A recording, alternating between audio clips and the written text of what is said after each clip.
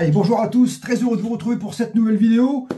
Une vidéo un peu particulière, une vidéo sponsorisée par deux, même trois sponsors. Ah ouais, là on fait la totale. La première qui a sponsorisé cette vidéo, c'est la société Li-Time.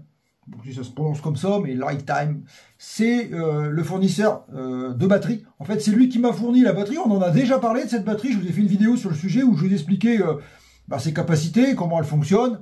Une batterie LiFePO4 avec un BMS programmable. On a vu comment elle fonctionnait. Je vous avais promis une vidéo comment la recharger avec un système solaire et comment l'utiliser pour alimenter, par exemple ici, mon atelier. C'est le cas, puisque la société Vevor, en parallèle, m'a également fourni du matériel.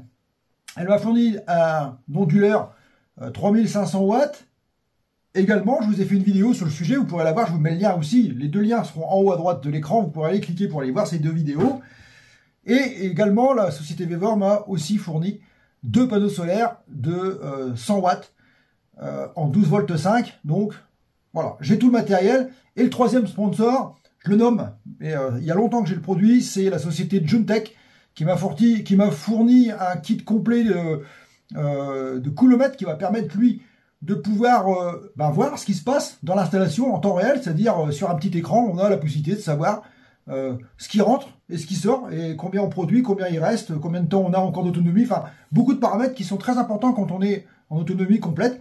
Donc l'objectif aujourd'hui, c'est pas de vous montrer comment je vais alimenter tout mon atelier, c'est simplement de vous montrer comment ça fonctionne, des précautions qu'il faut prendre, et puis vous allez voir que le système fonctionne très bien.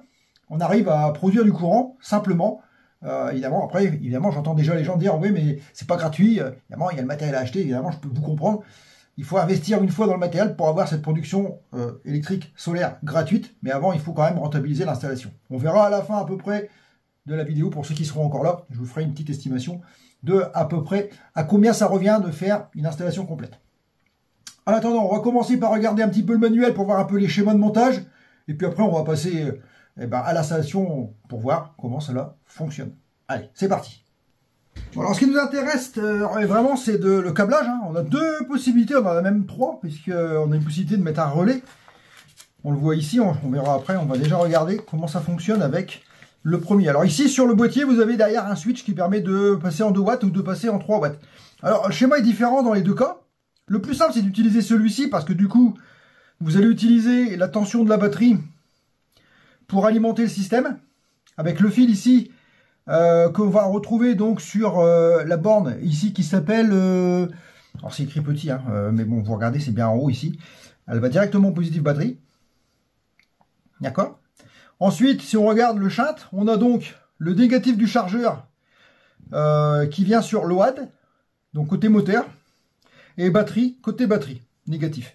Le positif, lui, part du chargeur directement à la batterie. Donc le chargeur, c'est aussi évidemment les panneaux solaires. C'est soit le chargeur, soit les panneaux solaires, soit les deux. Ici, le moteur, forcément, il est connecté ici, dans le négatif à l'OAD, le positif directement à la batterie. Et quand vous allez utiliser le système, vous allez avoir ici les informations de charge et de décharge quand on va pouvoir tirer sur la batterie. Avec le système 3 watts, c'est différent. Bon, il faut juste quand même connecter donc ici la borne 1 avec le positif batterie, et ensuite il faut alimenter le système avec une alimentation externe qui est en DC 10 à 80 volts. Donc là, vous pouvez mettre la tension qui varie entre ces deux tensions-là pour que ça fonctionne. Ensuite, on a donc le schéma qui va permettre d'utiliser un relais.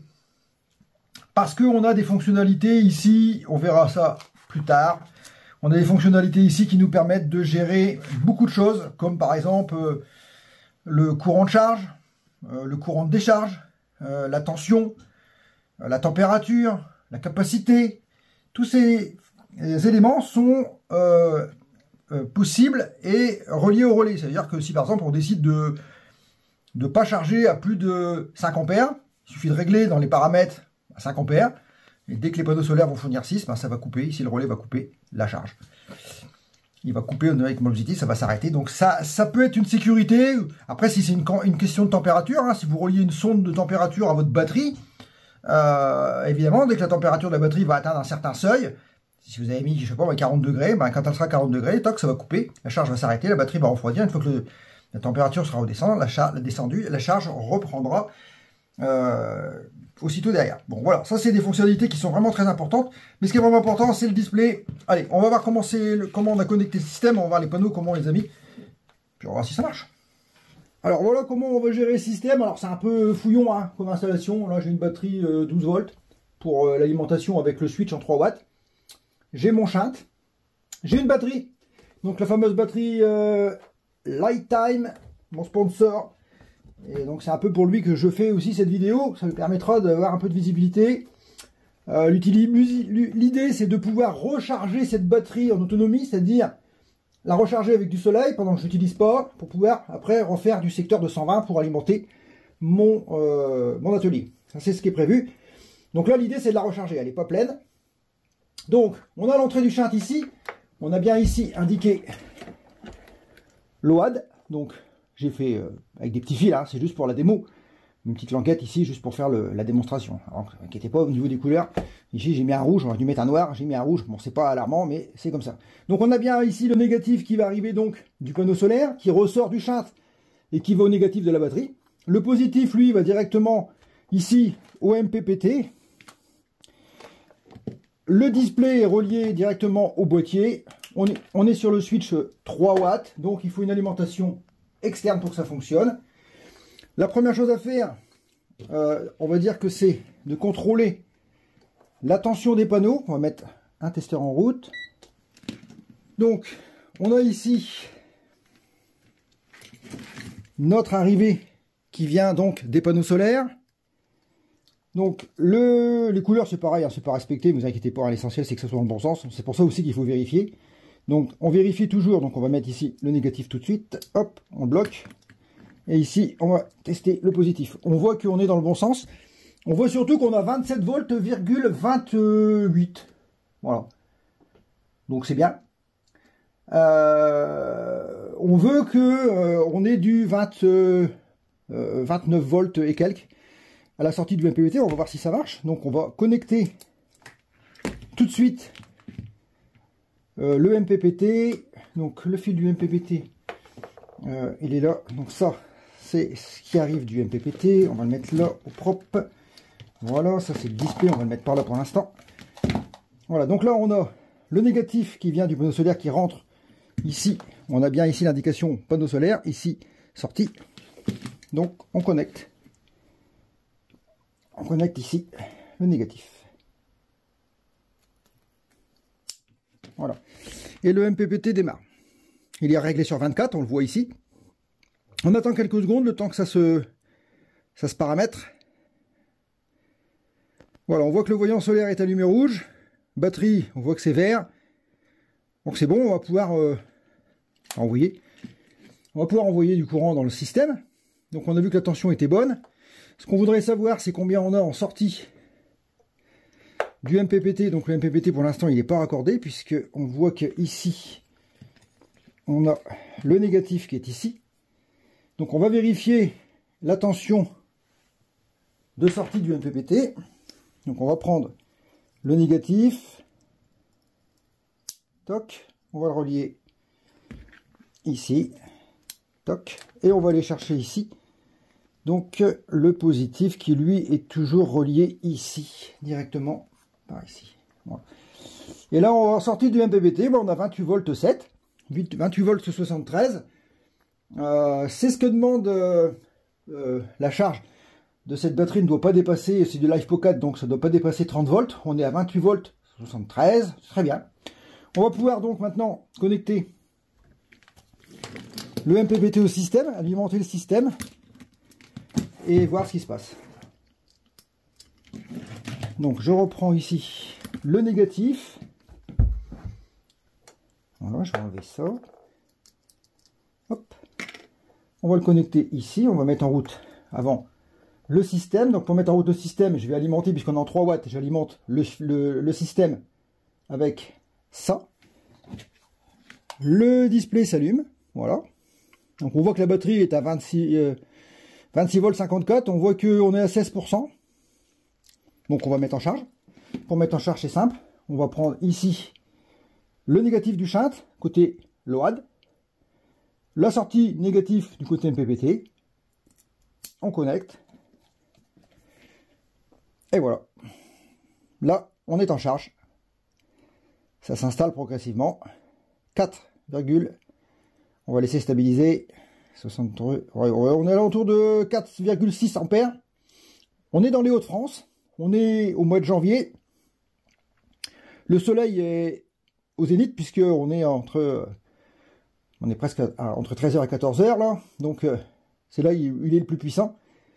Il est bien radieux. Donc avec, on va aller voir les panneaux. Vous allez voir comment je les ai montés pour atteindre ce truc. Et on voit ici du coup que bah, ça charge. Hein, ça charge même très bien.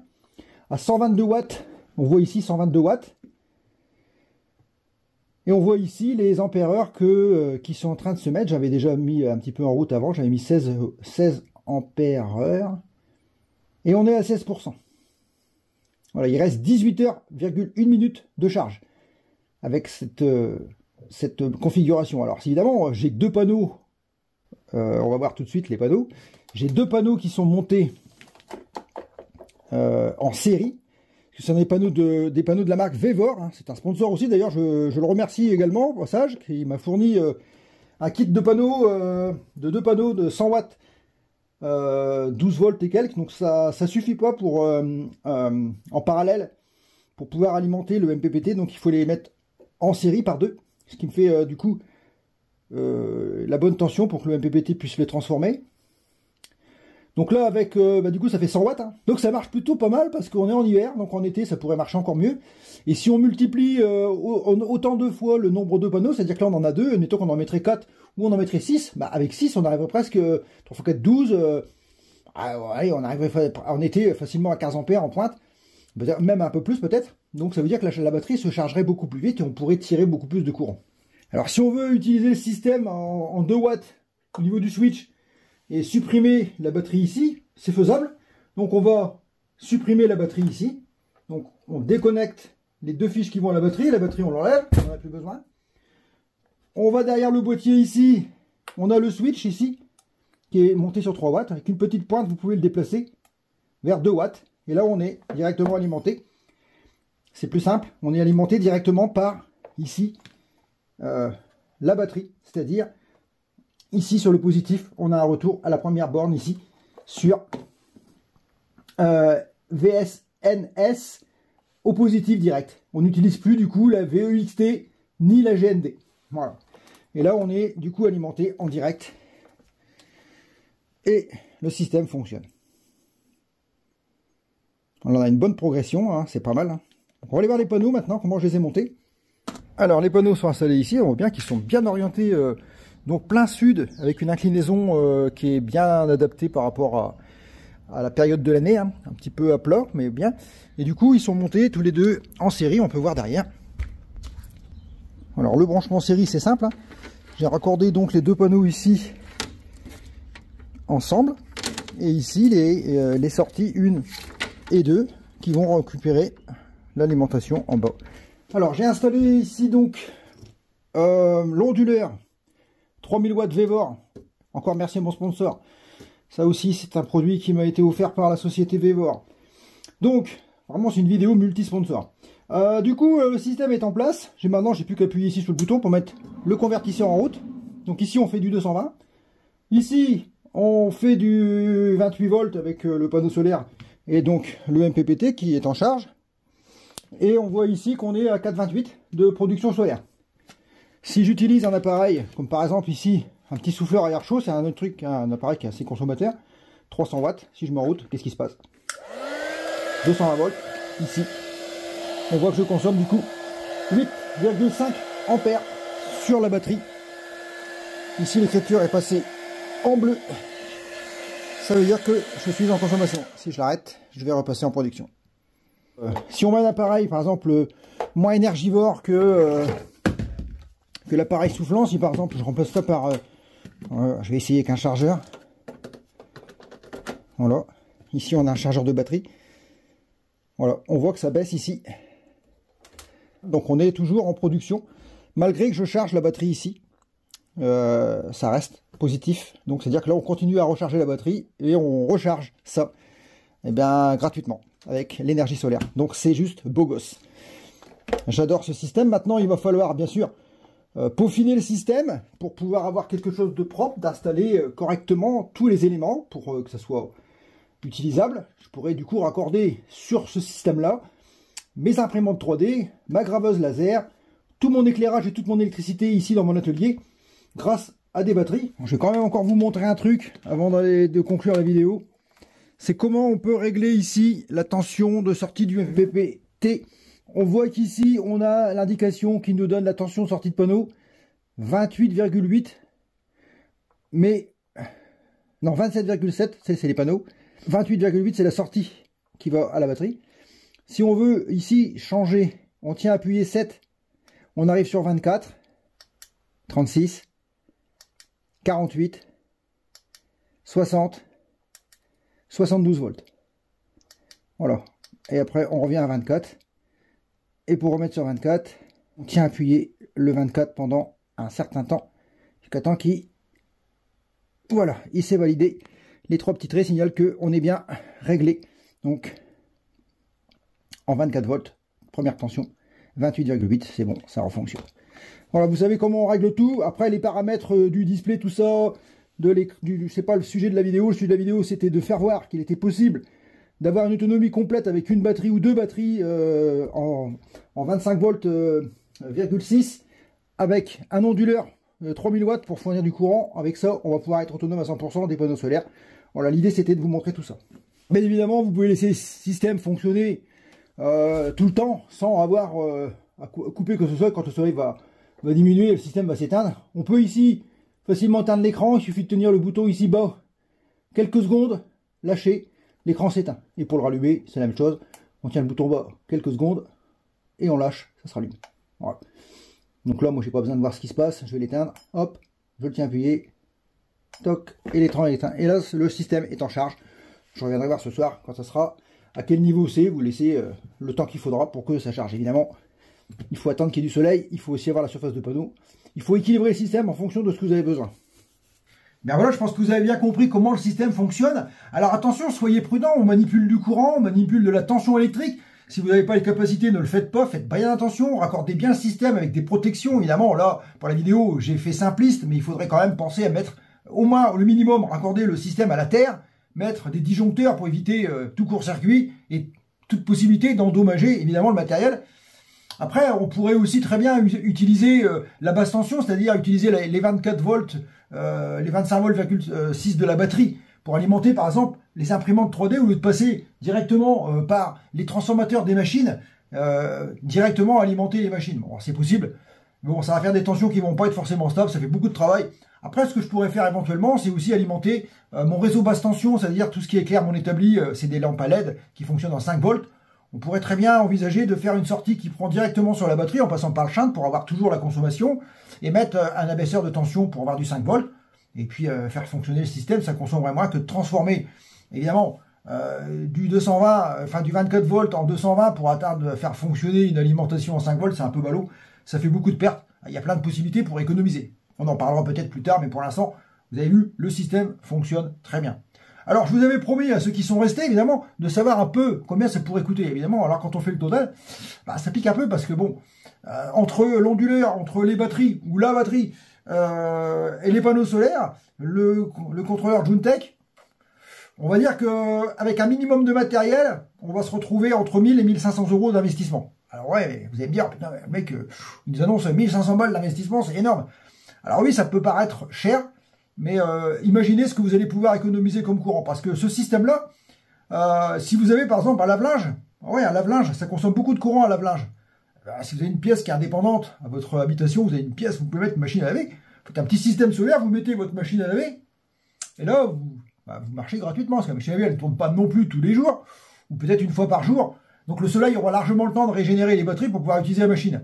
Alors oui, le nombre de machines sur l'année, je suis sûr que ça serait encore assez rentable et vous pourriez très vite rembourser votre électricité, peut-être pas sur un an, mais au moins sur 2. Et vous pouvez aussi, pour ceux qui utilisent l'été, et ça, là aussi, l'été, c'est un gros impact. Si vous utilisez, par exemple, un spa, il y a beaucoup de monde qui ont des spas ou des piscines où ils devraient chauffer ou filtrer. Eh ben ouais, le courant, ça coûte cher pendant ce temps-là. Et en plus, en été, il y a plus de soleil qu'en hiver, donc ça marche encore mieux. Et là, vous pouvez alimenter votre spa gratuitement, chauffer à outrance. laisser marcher 24 heures sur 24, c'est le soleil qui paye. Voilà, donc il faut quand même y penser, il faut réfléchir. Évidemment, il faut passer par l'investissement. Ça, c'est inévitable. On peut pas avoir les choses, à moins d'être youtubeur et d'avoir les choses en cadeau. C'est mon cas, j'ai de la chance, mais tout le monde n'a pas cette capacité, cette possibilité. Donc, à vous de voir ce qui peut éventuellement vous intéresser. Si vous avez besoin d'aide pour paramétrer ou pour dimensionner votre installation, n'hésitez pas à me contacter par message, en fin de vidéo, mettez vos commentaires, vos questions, j'essaierai de me répondre dans les meilleurs délais et le plus précisément possible. Voilà, j'espère que cette vidéo vous a plu, j'espère que vous allez mettre un like, ça me fait plaisir, même si ça vous plaît pas, mettez un like quand même, ça me fait vraiment plaisir. Et puis surtout, partagez-la au plus grand nombre, que tout le monde en profite, c'est l'objectif. Abonnez-vous, évidemment, je vous le dis plus, vous le savez. Et puis, bien, je vous ai tout dit. En fin de vidéo, comme d'habitude, 2 petites miniatures, on clique sur l'une d'entre elles, on continue l'aventure avec moi, ça me fait plaisir et je suis heureux. Voilà, je vous ai tout dit, maintenant, à vous de voir. Et je vous dis à très vite, même peut-être à très bientôt, et comme d'habitude, Dopoba, génial.